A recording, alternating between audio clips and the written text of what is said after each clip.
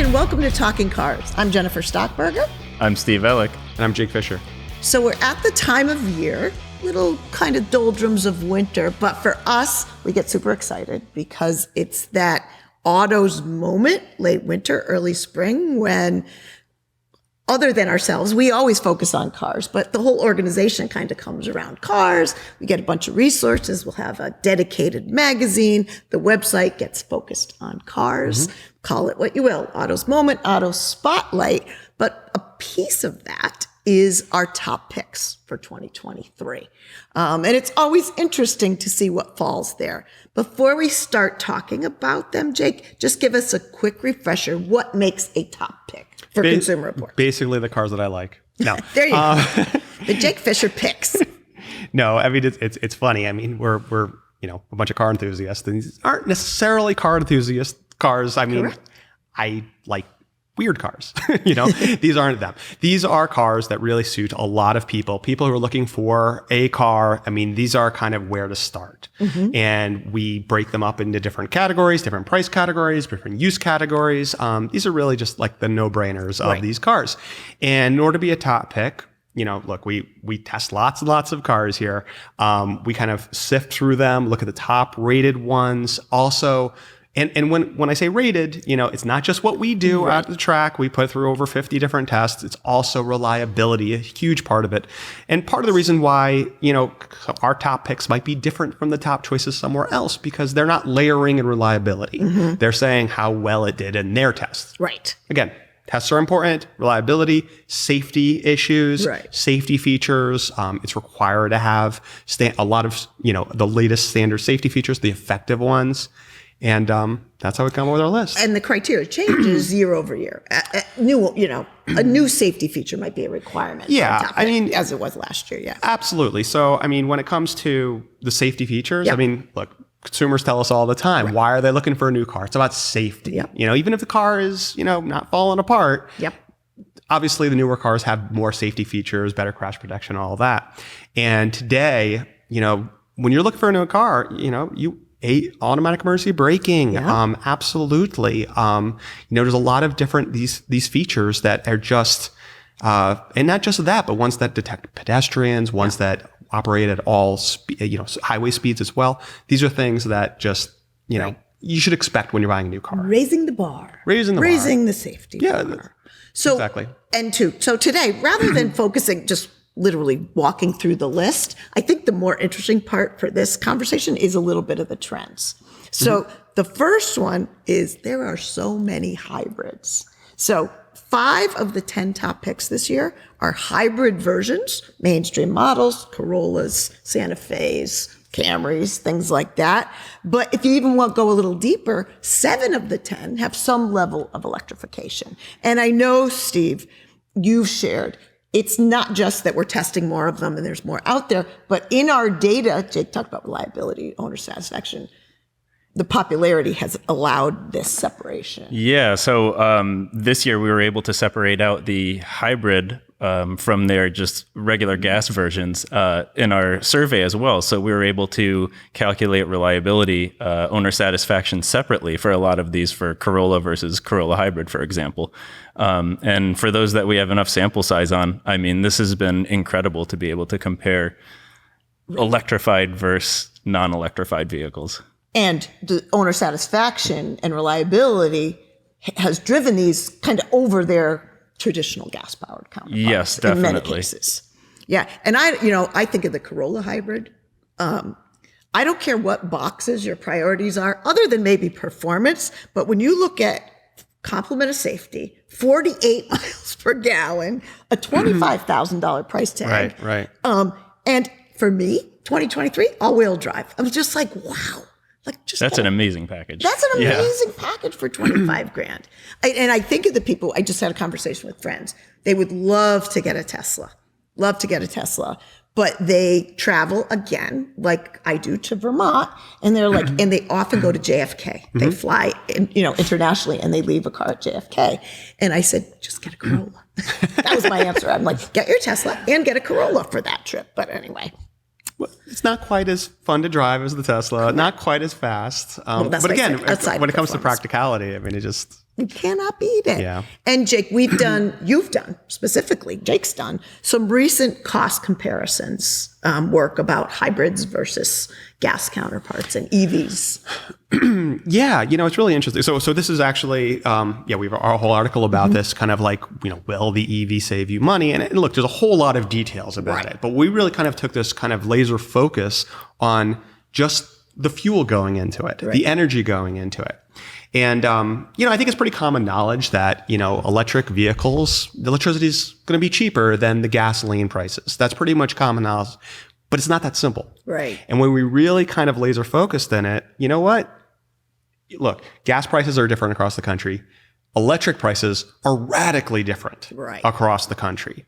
So it really comes down to what is your alternative? What kind of car you want and where do you live? Right. And we found some surprises, I think. When you look at like a Nissan Leaf or that Corolla hybrid, if you live in New England like we do, it's actually cheaper to pay for the gas for the Corolla hybrid at 48 miles per at 48 miles per gallon than the electricity for that Leaf. Now, New England is not everywhere. Right. If you live elsewhere in the country, it's going to be cheaper to drive that electric car for sure. And depending on what kind of car you're looking at. So like, look, if you were looking at a Tesla Model 3 versus a 3 Series BMW, you know what? Yeah, the Tesla is so efficient no matter where you are.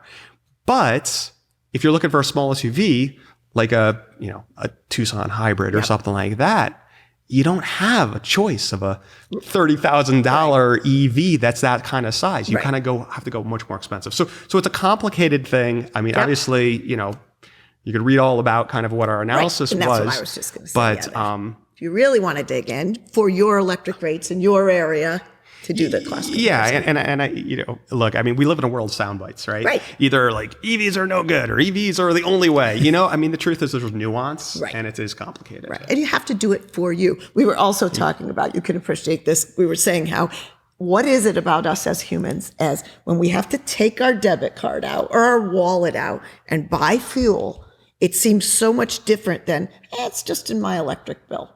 There's something That's about true. It feels baked in. And it's like, you're driving for free, but you're really not. But you're really not. Well, and it's not broken out. So like, it's funny. You look at your credit card and I could go and like on my credit card bill, and like, this is how much I spent on Starbucks or whatever. But you go to your electric bill and it's like, I don't know, maybe you were running the AC a lot this year. If you could take your house apart and go, oh, my kid left his light on. This much energy is coming from Griffin's room, and this much energy is coming from my car charger. You have to do the math. The car charger does have information about that, but you got to do the math.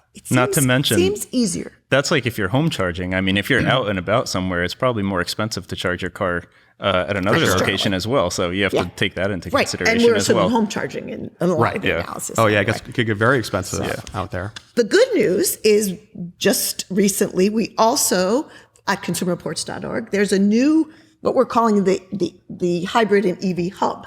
A lot of this data separating these models. Check it out, consumerreports.org. So if you're specifically looking at, I like the education part of it too. Hybrids, what's hybrid, what's plug-in hybrid. There are many different levels of electrification. Many different levels. The other trend, no surprise probably to people, is the number of Toyota and Lexus vehicles. 4 of the 10 vehicles are Toyota or Lexus models. And what drives their positions there? I mean, Toyotas and Lexus, you think of those brands, that's reliability and safety. So that's why they're making it onto this top picks list. Yep. And that doesn't necessarily mean it's the top on the brand report card. That takes into consideration overall score, right? Something that we like to drive as well. But if you're looking for that reliability and safety, then that's why Toyota and Lexus are on this list so frequently. And it's so funny because people will often, we get a lot of letters, we get your comments, it says, "Oh my gosh, you guys love Toyotas." To your point, Steve, the brand report card, which includes our data, our performance data, Toyota is not at the top of that brand report card. So it's really our members, you guys that love Toyota, Lexus, even maybe a bit more than us in terms of the driving experience. So I always found that interesting. Your data, not ours, on that point. That's right. It's the reliability survey that the numbers we're crunching from you guys. And Toyota's excellence in terms of providing safety, to your point. One thing too, Steve, I wanted to point out is there are vehicles that recalls are not intended to be part of our reliability. So take a vehicle like the Kia Telluride, great performer, obviously on this top pick list. The Telluride's had a number of recalls over the last couple of years. By intention, it's not intended to be part of reliability. That's correct. On the reliability survey, we ask respondents to not tell us about a recall unless they've experienced the problem, in which case it's a problem. But we don't want to give the Kia Telluride a penalty if Kia is trying to fix certain problems. Right. So they could still make the top picks list and be a reliable vehicle just because they're trying to address certain issues that may not even happen to every vehicle out there. No doubt, inconvenient. Recalls are inconvenient. But again, I still think we, Consumer Reports, think of them as a good thing because they're fixing something. Well, yeah, we certainly don't want to dissuade them from recalling if there's a chance of a problem. Correct. Exactly. Correct. Newcomers, Toyota Corolla Cross Hybrid and Ford Maverick Hybrid. I do think these cars... Corolla Cross and the Corolla Hybrid. Corolla Cross. Oh, I said it backwards. Toyota Corolla Hybrid and Toyota Corolla Cross. Sorry.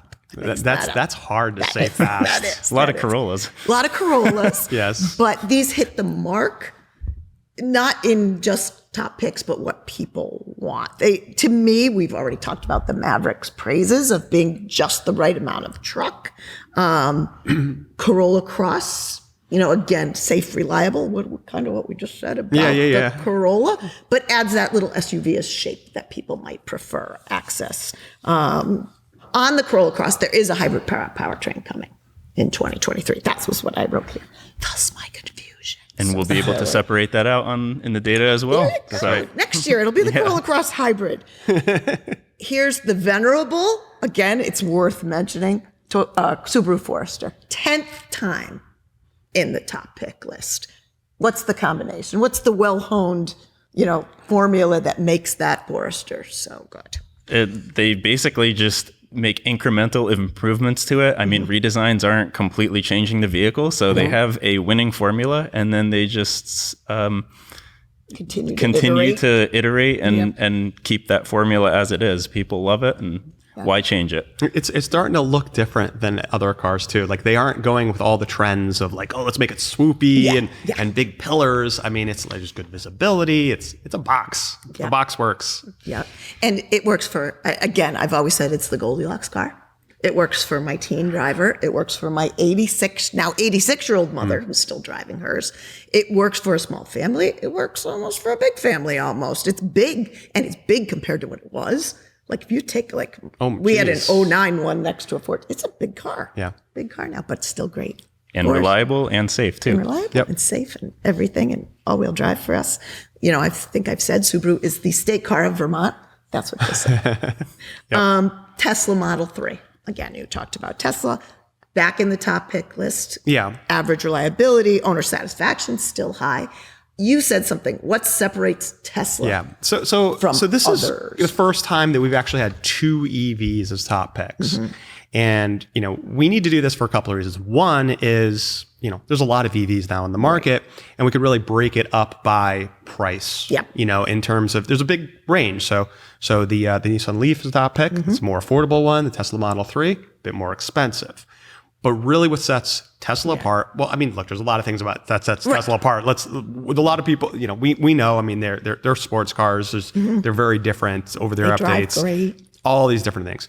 But really in terms of the practicality standpoint, the difference is the supercharger network. Yep. That is absolutely a game changer for someone who is looking for an EV. Now, again, it comes down to where you live. Yeah. If you live in San Jose or you live in DC, you know what? There's a lot of chargers around. But for a lot of us, just there's the supercharging. It just is easy. They're available. They're in good spots. I think it just makes taking that trip to JFK or up to Vermont doable and much easier. You don't have to create like a business plan trying to figure out where you're going to find these chargers. You stop at a rest stop and you charge up and get a bite to eat and then keep going. Yeah, I think I've shared. We have this little restaurant on the way to our little place in Vermont called the Fat Crow. It's in little rural Newfane, Vermont. It has 3 Tesla chargers, not others, but it has 3 Tesla chargers on Route 30 in Vermont. So it just to your point. And the Leaf. But for all of the top picks, all of this in-depth brand report card, the culmination of all the updated reliability, new safety, top picks, autos focus, go to consumerreports.org. The April issue of the magazine, if you're a magazine reader and like to do it that way, that's all autos all the time. We love it. We can all geek out on cars for April or late winter. So we appreciate it. Moving on to your audience questions. As always, we love them. talkingcars@icloud.com. Video clips, email, however you choose to do it. This is a great question because it comes from Jeremy, age 10, and Jeremy's dad, Paul, is in parentheses. So I was looking at your 2022 autos issue, which I found to be very informative. I noticed in the reliability section, the 2015 GMC Yukon had poor overall reliability. However, when I checked the same car in the 2015 issue, the overall reliability was average. Why are the scores different over time? I just want to point out that Jeremy was 2 when the 2015 GMC Yukon found out. That is really cool. But Jeremy, first to you, I love that you are enjoying our magazine at age 10. It sounds like what you used to say, that you read it at age 10 and perused through. Or Emily will say her kids sit and circle their favorite cars. They're great for kids. They are. So, Stephen, to his question, what happens? Why does a car change over time? So the reliability results, the beauty of it is that it's current with each survey year. So a new survey year comes in, and then we have data on model years 2000 and up. So really what happens is in the 2022 issue, the Yukon had, he said, poor overall overall reliability. Yep. So that means in the 2022 issue, the 7-year-old 2015 had poor overall reliability, whereas in the 2015 issue, we were gathering data on that 2015 GMC Yukon. Brand new. Point. So it's really a different set of problems, and it's possible that it took a while for these to really come up. And 7 years later, it's more problematic than the average 7-year-old vehicle. Right. But it's when compared to that same it's relative to the same model year. But in 2015, maybe it was similar to the other average and it should reliable be, cars of that year. It should be at least average when it's brand new. I mean, that's the hope anyway. Well, sometimes launches don't. Yeah, exactly. It's a different thing. I mean, if you're just keeping a car for a year, probably your concern about long-term reliability is different. If you're keeping this car for 10 years, it's different because a lot of those problems can take a while to kind of crop up. Yeah. You know what I've always said? I think I've said it in interviews. It's separating the cars that age gracefully from those that don't. So the 2015 GMC Yukon didn't age as gracefully as apparently not. Something else. So that will do it for this episode. Check out all the new stuff, all of the Auto Spotlight work, the EV and Hybrid Hub, consumerreports.org. As always, thanks for listening. Thanks for watching. This episode was filmed and edited by David Abrams, Anatoly Shumsky, and Andrew Belise. And we will see you next week.